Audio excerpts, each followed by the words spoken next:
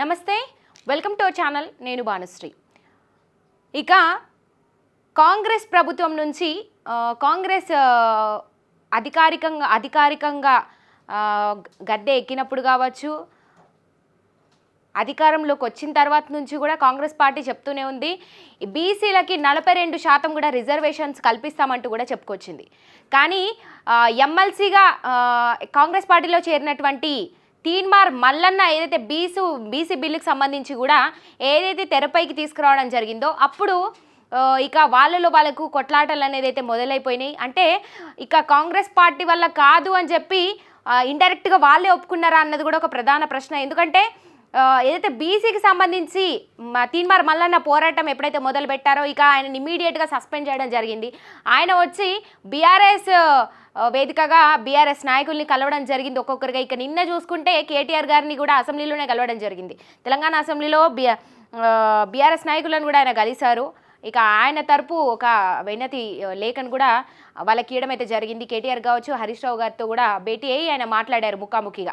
అయితే మీరు అసెంబ్లీలో కూడా దీనికి సంబంధించి ఈ బీసీ అంశాన్ని కూడా తెరపైకి తీసుకురావాలి, మేము ఢిల్లీ వేదికగా చేయబోయేటువంటి ధర్నాకి కూడా మీ బీఆర్ఎస్ నాయకుల పూర్తి మద్దతు కూడా మాకు కావాలి, దీనికి సంబంధించి కూడా మీరు అసెంబ్లీలో మాట్లాడాలి, మా తరపున మీ పూర్తి మద్దతు మాకు కావాలి, మాకు సపోర్ట్ చేయాలి, మీరు ఖచ్చితంగా ఈ బీసీ ఏదైతే నినాదం ఉందో ఈ అంశాన్ని మీరు సక్సెస్ఫుల్ చేయాలి అంటే అది మీ వల్ల అవుతుందనే ఇక ఆయన చెప్పారన్నది కూడా ఒక ప్రశ్న. ఏదైతే ప్రజలందరూ భావిస్తున్నటువంటి విధంగానే కేసీఆర్ వెనకుండి నడిపిస్తున్నారా తీన్మార్ మల్లన్నని అన్నది కూడా ఒక పక్క నిజమైనట్టుగానే అనిపించింది అందరికీ కూడా.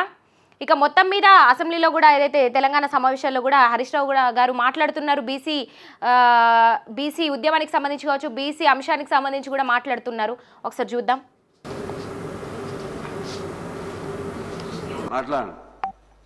గౌరవనీయులు బీసీ సంక్షేమ శాఖ మంత్రివర్యులు, నా మిత్రుడు, మా జిల్లా శాసనసభ్యులు పొన్నం ప్రభాకర్ గారు ప్రవేశపెట్టినటువంటి ఈ బిల్లుకు బీఆర్ఎస్ పార్టీ సంపూర్ణమైన మద్దతును తెలియజేస్తుంది.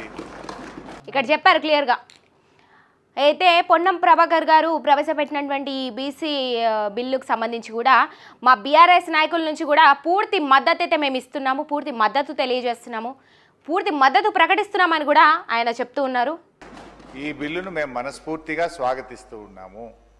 అయితే ఈ బిల్లు ఎప్పుడు నిజంగా బీసీ వర్గాలు సంతోషపడతాయంటే బీసీ వర్గాలకు విద్యా ఉద్యోగాల్లో 42% రిజర్వేషన్ వచ్చినాడు, బీసీ వర్గాలకు స్థానిక సంస్థల్లో పట్టణ మరియు గ్రామీణ ప్రాంతంలో 42% రిజర్వేషన్ ఫలాలు వారికి పూర్తిగా అందినప్పుడు ఆ వర్గాలు చాలా సంతోషపడతాయి. అవి అందాలని కోరుకుంటున్నాం. అవి అందే ప్రక్రియలో రాష్ట్ర శాసనసభ ఏకగ్రీవ తీర్మానం చేయడంతో పాటు రేపు కేంద్రంలో పార్లమెంట్లో పోరాటానికి కూడా బీఆర్ఎస్ పార్టీ కలిసి వస్తుంది. మాకున్న 4 రాజ్యసభ సభ్యులు కూడా ఏకగ్రీవంగా ఈ బిల్లుకు మద్దతు ఇస్తూ మేము ఓటేస్తాం. అయితే ఈ బిల్లు పాస్ కావాలంటే ఏం కావాలి అధ్యక్ష? రాహుల్ గాంధీ గారు ఇలా ప్రధాన ప్రతిపక్ష నాయకుడు, 100 మంది ఎంపీలు ఉన్నారు.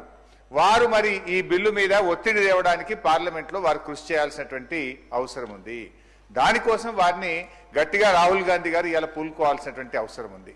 అయితే మా మిత్రులు పొన్నం ప్రభాకర్ గారు మేమేదో మిస్గైడ్ చేస్తున్నాం అనేటువంటి మాట మాట్లాడినరు. అది కరెక్ట్ కాదు. ఈ బిల్లు విషయంలో రాష్ట్ర శాసనసభలో గతంలో కేసీఆర్ గారు ఉన్నప్పుడు కూడా అధ్యక్ష మేము మార్కెట్ కమిటీ చైర్మన్లలో, డైరెక్టర్లలో బీసీలకు 50% రిజర్వేషన్ తెచ్చింది బీఆర్ఎస్ పార్టీ. అదేవిధంగా బీసీల విషయం వైన్స్ లో మొట్టమొదటిసారిగా ఈ దేశంలో ఎక్కడ లేని విధంగా మా గౌడన్నల కోసం మరి గీత కార్మికులకు వైన్ షాప్ల అలాట్మెంట్ లో కూడా రిజర్వేషన్ తెచ్చింది బీఆర్ఎస్ ప్రభుత్వము. ఇట్లా మేము కొన్ని కార్యక్రమాలు చేసినాం. అయితే మనం చూసుకుంటే బీఆర్ఎస్ పార్టీ గతంలోనే అయితే హరీష్ రావు చెప్తున్నటువంటి విధంగా కొన్ని అయితే వైన్ షాప్కి సంబంధించి కావచ్చు ఆయన చెప్తున్నటువంటి విధంగా ఇక మరికొన్ని కార్యకలాపాల్లో కూడా బీసీ ఉద్యమానికి సంబంధించి బీసీలకు సంబంధించి కూడా వీళ్ళు 50% రిజర్వేషన్స్ కూడా కల్పించామంటూ చెప్తున్నారు. ఇక బీఆర్ఎస్ ఏం చేసిందన్నది పక్కన పెడితే కాంగ్రెస్ ప్రభుత్వం అధికారంలోకి వచ్చిన తర్వాత కూడా చెప్పడం జరిగింది. రోజువారీ వార్తల్లో మనం చూస్తూనే ఉన్నాం, బీసీలకి 42% రిజర్వేషన్స్ కల్పిస్తామని చెప్పింది. మరి తీన్మార్ మల్లన్న కూడా బీసీ ఉద్యమానికి సంబంధించి ఆయన కొట్లాడిండు. మరి ఎందుకని ఆయన సస్పెండ్ చేయడానికి గల కారణం ఏంది? ఆయన బీసీ ఉద్యమం గురించి పోరాడిండు, అలా ఎమ్మెల్సీ స్థానాన్ని సంపాదించుకున్నాడు కాంగ్రెస్ పార్టీలో. మరి ఎందుకని అంటే కాంగ్రెస్ పార్టీ రిజర్వేషన్ కల్పిస్తా అని చెప్పింది. అందులో కాంగ్రెస్ పార్టీలో చేరినటువంటి ఎమ్మెల్సీ తీన్మార్ మల్లన్న కూడా బీసీ ఉద్యమానికి సంబంధించి తెరపైకి తీసుకురావడం జరిగింది, పోరాడడం జరిగింది. మరి అయినా ఎందుకని అంటే ఇద్దరి ఆలోచన ఒకటైనప్పుడు ఒక రకంగా ఆయన కూడా మీకు సపోర్ట్ చేస్తున్నట్టే కదా. మరి ఆయన సస్పెండ్ చేయడానికి గల కారణాలు ఏంటో కూడా ఖచ్చితంగా రేవంత్ రెడ్డి గారు చెప్పాలి. అదేవిధంగా ఇప్పుడు సస్పెండ్ అయిన తర్వాత కూడా ఏమాత్రం తగ్గేదే లేదన్నట్టుగా కూడా మరి బీసీ ఉద్యమానికి సంబంధించి కూడా ఈరోజు బీఆర్ఎస్ నాయకులతో అసెంబ్లీలో మాట్లాడిస్తున్నారని చెప్పుకోవచ్చు. మరి ఆయన ఏదైతే వినవించుకున్నారో దాని ప్రకారం ఈరోజు బీఆర్ఎస్ నాయకులు హరీష్ రావు కావచ్చు బీసీ అంశానికి సంబంధించి కూడా ఈరోజు మాట్లాడుతూ ఉన్నారు. మరి మేము గతంలో కూడా 50% రిజర్వేషన్ కల్పించినాం, ఇప్పుడు మీరు ఏదైతే చెప్పిరో 42% అని ఖచ్చితంగా బీసీకి సంబంధించి మీరు దీన్ని కల్పించాలి, మా బీఆర్ఎస్ నాయకుల పూర్తి మద్దతు కూడా మేము దీనికి ఇస్తున్నాం అంటూ కూడా ఆయన చెప్తున్నారు. ఇక చూద్దాం.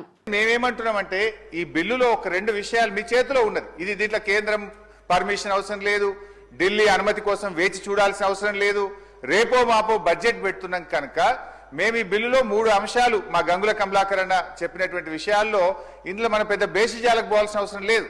బీసీల మీద మీకు నిజంగా ఈడో పాయింట్, ఇప్పటికే రేవంత్ రెడ్డి గారు కూడా దీనికి సంబంధించి పూర్తిగా మాట్లాడుతున్నటువంటి పరిస్థితి. ఏదైతే తెలంగాణకి ఇంకా కూడా బడ్జెట్ తీసుకున్నటువంటి పరిస్థితి అయితే తెలంగాణ అసెంబ్లీలో కూడా బడ్జెట్ సమావేశాలు కూడా చర్చలు కూడా మొదలైపోయినాయి. ఇప్పటికే తెలంగాణ బడ్జెట్కి సంబంధించి తెలంగాణలో అసెంబ్లీ బడ్జెట్ సమావేశాలు కూడా ఇక దీనికి సంబంధించి కూడా పూర్తిగా అందరూ కూడా మాట్లాడుతుండడం జరిగింది. మరి ఎంతవరకు తెలంగాణకు బడ్జెట్ని కేటాయిస్తారు, ఎంతవరకు బడ్జెట్లను తీసుకురాగలుగుతున్నారు అనేది కూడా అధికారంలో ఉన్నటువంటి కాంగ్రెస్ పార్టీ కూడా చెప్పాల్సి ఉంటుంది. అదేవిధంగా ఇప్పటికీ స్టేట్లో కూడా ఏమాత్రం కూడా తీసుకురాలేకపోయింది కాంగ్రెస్ ప్రభుత్వం బడ్జెట్కి సంబంధించి. అంటే ఢిల్లీ కురుకుతున్నారు, వస్తున్నారే తప్ప ఇది తీసుకొస్తాం అది తీసుకొస్తామని చెప్తున్నారే తప్ప ఇప్పటికీ కూడా ఇది తెచ్చినామని ఇప్పటికీ కూడా ఏది కూడా చెప్పడం జరగలేదు. అన్నీ కూడా పెండింగ్లోనే ఉంటున్నాయి. కాంగ్రెస్ ప్రభుత్వం చేపడుతున్న కార్యకలాపాలు కావచ్చు అన్నీ కూడా పెండింగ్లో పడిపోతున్నటువంటి పరిస్థితి. అందుకే ఈరోజు బీఆర్ఎస్ నాయకులు దీని గురించి మాట్లాడుతున్నారు. ప్రతిపక్షంలో ఉన్నటువంటి వాళ్ళు కూడా దీని గురించి బీసీ అంశానికి సంబంధించి కూడా తెరపైకి తీసుకొస్తున్నారు. మరి కాంగ్రెస్ ప్రభుత్వం కూడా దీనికి పోటాపోటీగా ఎంతవరకు పనిచేస్తుంది, ఎంతవరకు రిజర్వేషన్స్ కూడా కల్పిస్తారు అన్నది కూడా చూడాలి. ఏదైతే రాహుల్ గాంధీ గారు కూడా అక్కడ ప్రతిపక్షంలో ఉన్నారు, మరి ఆయనకి 100 మంది ఎంపీలు కూడా ఉన్నారంటూ కూడా ఇప్పుడే విన్నాం మనము. మరి వాళ్ళు కూడా ఎంతవరకు దీని గురించి మాట్లాడతారు, ఎంతవరకు పోరాటం చేస్తారు, బీసీలకి ఎంతవరకు న్యాయం చేస్తారు అన్నది కూడా చూడాల్సినటువంటి అవసరం అయితే ఉంది. ఖచ్చితంగా నిజంగా చిత్తశుద్ధి ఉంటే, బీసీల మీద మీకు నిజమైనటువంటి ప్రేమ ఉంటే 3 అంశాలు ఈ బిల్లులో చేర్చమని బీఆర్ఎస్ పార్టీ తరఫున అమెండ్మెంట్ ఇచ్చాం. ఆ 3 అంశాలు కొత్తవేం కావు, కాంగ్రెస్ పార్టీ గతంలో ఇచ్చినటువంటి హామీ. అందులో మొట్టమొదటిది గౌరవనీయులు గంగుల గారు చెప్పినట్టు 42% ప్రభుత్వ కాంట్రాక్ట్లలో బీసీలకు రిజర్వేషన్ చేస్తూ ఈ బిల్లులో చేర్చండి. దీంట్లో ఇంట్లో ఢిల్లీ పర్మిషన్ అవసరం లేదు, ఎవరు పర్మిషన్ అవసరం లేదు. రేపటి నుంచే ప్రతి కాంట్రాక్ట్ లో బీసీలకు రిజర్వేషన్ వచ్చే అవకాశం ఉంది. ఇది మీరు ఎన్నికల సమయంలో బీసీలకు ఇచ్చిన హామీ. దీన్ని దయచేసి దాంట్లో చేర్చాలని చెప్పి కోరుతున్నాం. నంబర్ 1. 1 నిమిషం సార్. 2వ అంశానికి వచ్చేసి బీసీలకు సప్లాన్ అమలు చేస్తామని మీరు చెప్పారు. గతంలో కేసీఆర్ గారు SC ST subplan carry forward విధానంతో ఎస్సీ ఎస్టీ గౌరవ సభలో ఇక ఇది బీసీ ఉద్యమం గురించి అయితే ఇక ప్రతి ఒక్కొక్కళ్ళు కూడా బీఆర్ఎస్కి సంబంధించి కావచ్చు కాంగ్రెస్ వాళ్ళు మాట్లాడుతూనే ఉన్నారు.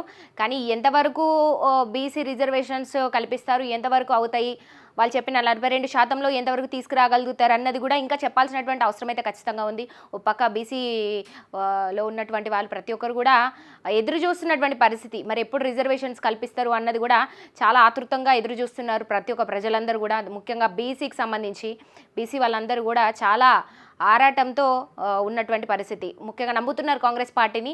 బీసీ ఏదైతే బీసీకి సంబంధించి వాళ్ళు తెరపైకి తీసుకొస్తున్నారో, పక్క తీన్మార్ మల్లన్న కూడా కొట్లాడుతున్నాడు, గతంలో కూడా బాగానే కొట్లాడిండు, ఇప్పుడు కూడా దీనికి సంబంధించి కొట్లాడుతున్నాడు. ఆయన పోరాటం కూడా మనం చూస్తూనే ఉన్నాం. నిన్న బీఆర్ఎస్ నాయకుల్ని కలిసి ఆయన వంతు కృషి చేస్తున్నారు, ఏం మాట్లాడాలో చెప్తున్నారు. ఢిల్లీలో కూడా పెద్ద ఎత్తున ధర్నా కూడా చేపట్టబోతున్నారు.